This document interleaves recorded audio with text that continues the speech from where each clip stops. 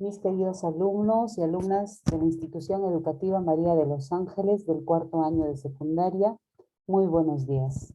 En esta oportunidad, como todos los jueves, nos reunimos para tratar el tema de liderazgo.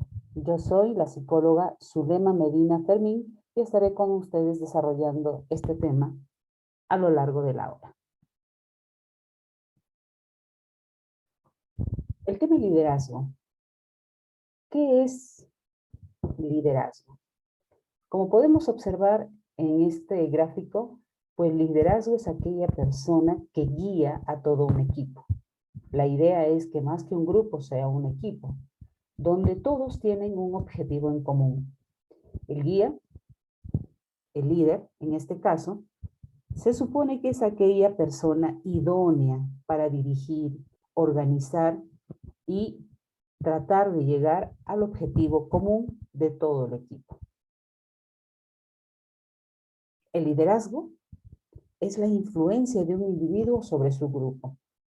Como les decía, en este caso lo ideal es que más que un grupo sea un equipo. Pero este individuo que tiene características en particular es quien va a dirigir y logra influenciar de tal manera que se logren las metas y objetivos del equipo en menor tiempo, garantizando un clima armonioso y además tratando en lo posible de que se haga posible la participación de todo el equipo. Ahora, ¿quién es el líder? Pues vamos a ver. ¿Quién es el líder? El líder es la persona que ocupa el máximo estatus dentro de un equipo o un grupo. Por lo general, el líder es visto como la persona más capaz de dirigir a los miembros del grupo hacia las metas propuestas.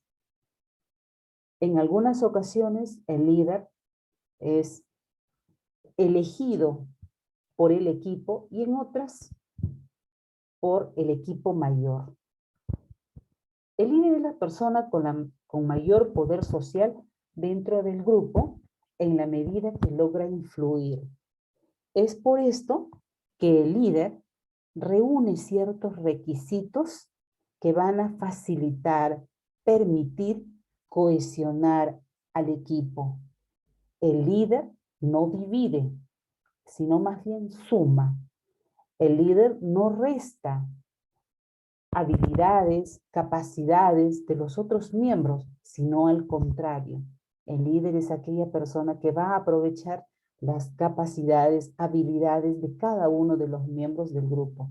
Es por eso que el líder es aquella persona que tiene estas cualidades de empatía. El líder es aquella persona que además reconoce las habilidades de otros miembros del equipo.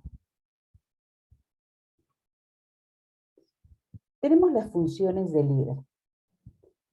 Una de las funciones del líder es la función socio-operativa. En este caso, la función está orientada a la tarea. Esta función está relacionada con la organización, conducción de las tareas, establecimiento de planes y estrategias, efectuar convocatorias, explicar procedimientos, supervisa las operaciones, etc. Entonces, el líder no es aquel que solamente está observando cómo trabaja el equipo, sino se suma al trabajo del equipo. Y la idea es que es un solo árbol, un solo lenguaje, el que se habla en todos los miembros del equipo. El líder es aquella persona que sus capacidades, sus características harán que se cumplan la meta de manera idónea o en su defecto, esta fracase. Segunda función, la función socioafectiva. Esto, jóvenes y señoritas, es muy importante, ya que esta función del líder está orientado más bien a las personas. Consiste en promover la cohesión entre los miembros del grupo, generar un sentido de pertenencia y contribuir a la solución de conflictos que se presenten.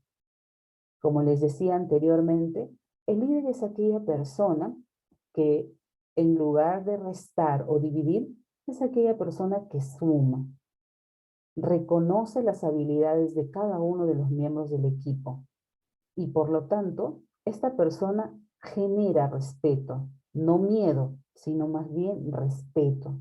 Es aquella persona que garantiza en todo el equipo un clima agradable, armonioso, donde cada uno de los miembros del equipo se sienten a gustos y pertenecientes a este equipo.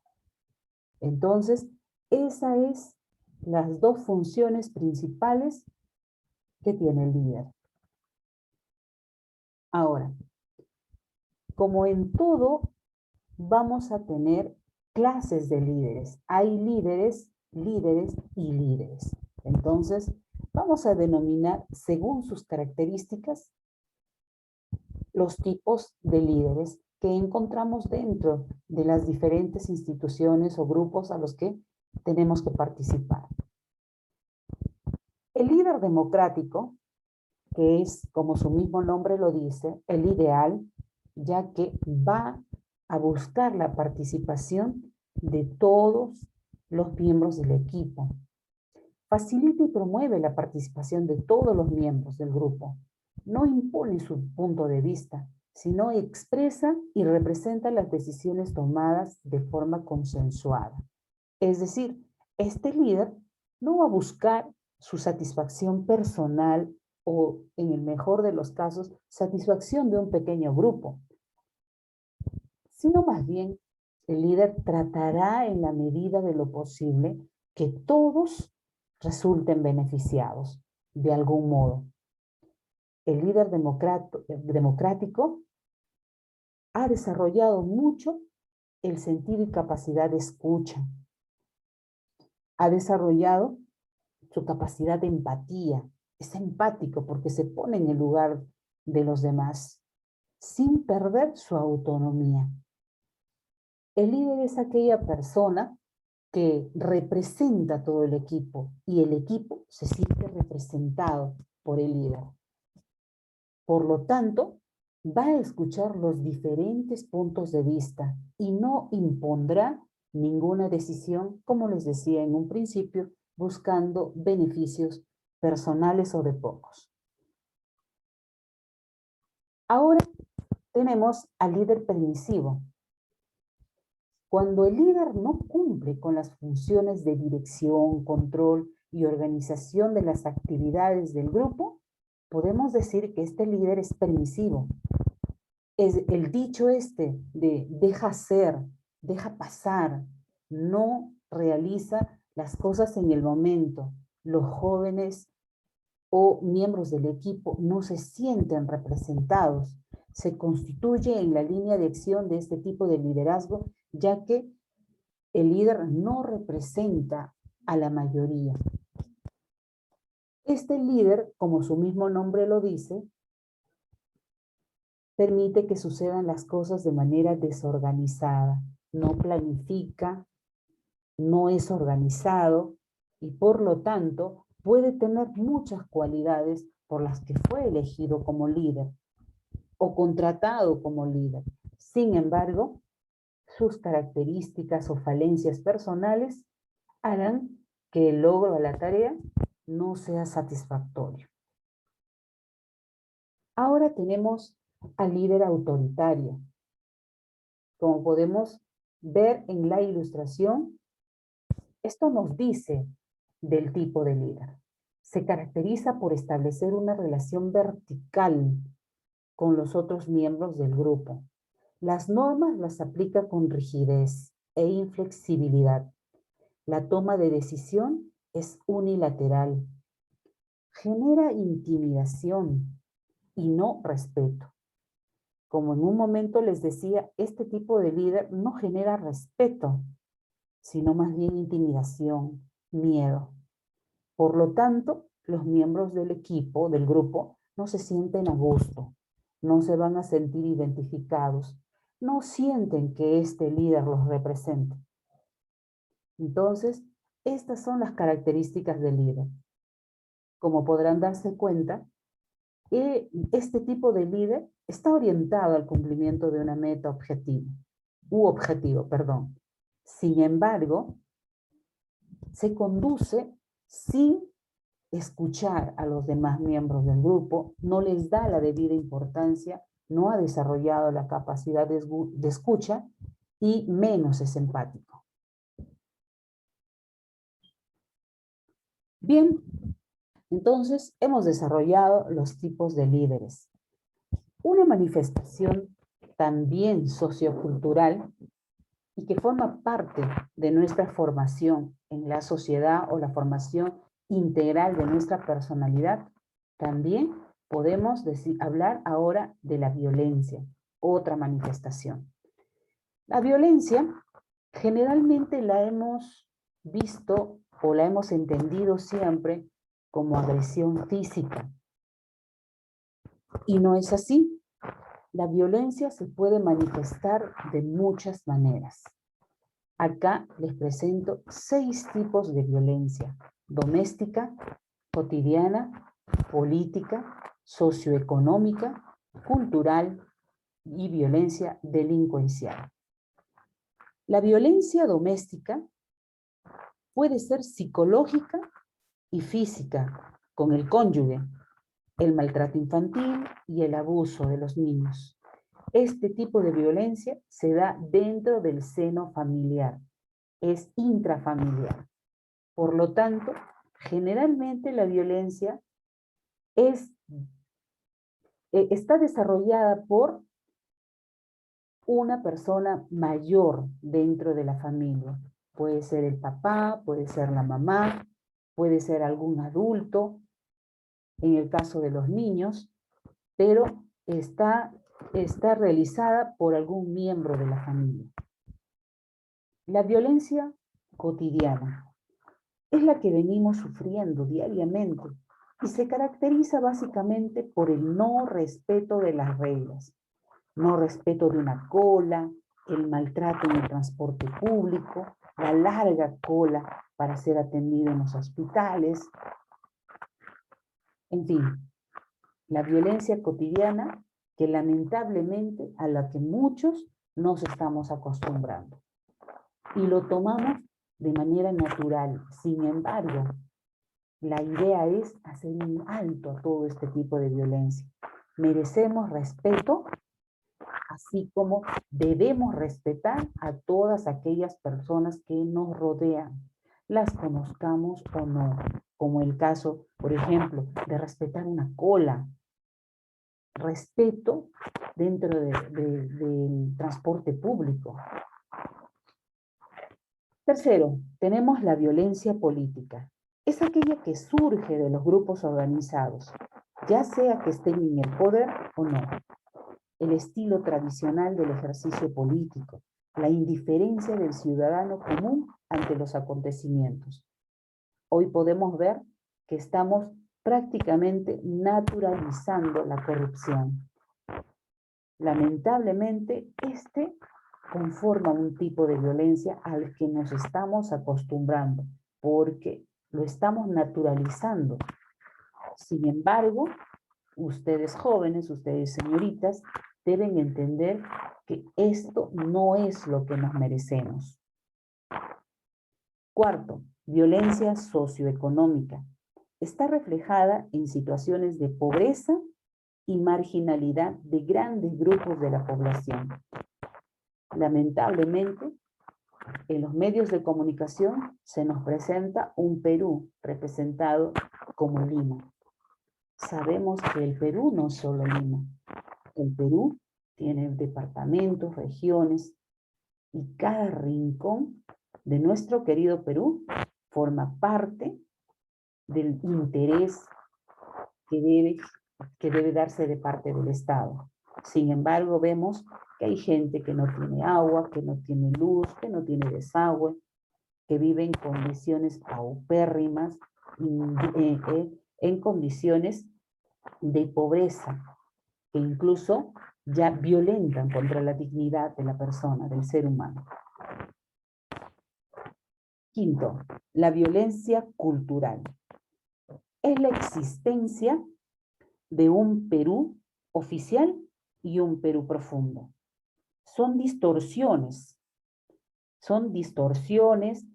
de las conductas que asumen, distorsiones de los valores, perdón, de la identidad nacional y que facilitan los estilos de vida poco saludables.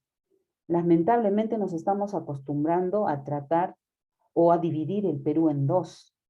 El Perú oficial, como les decía hace un momento, y el Perú profundo, que es el que los políticos en especial conocen solamente cuando están en campaña.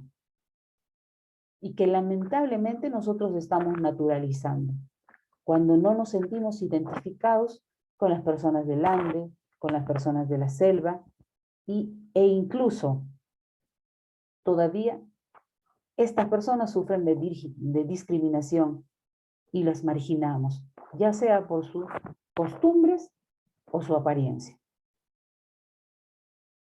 Y por último tenemos la violencia delincuencial.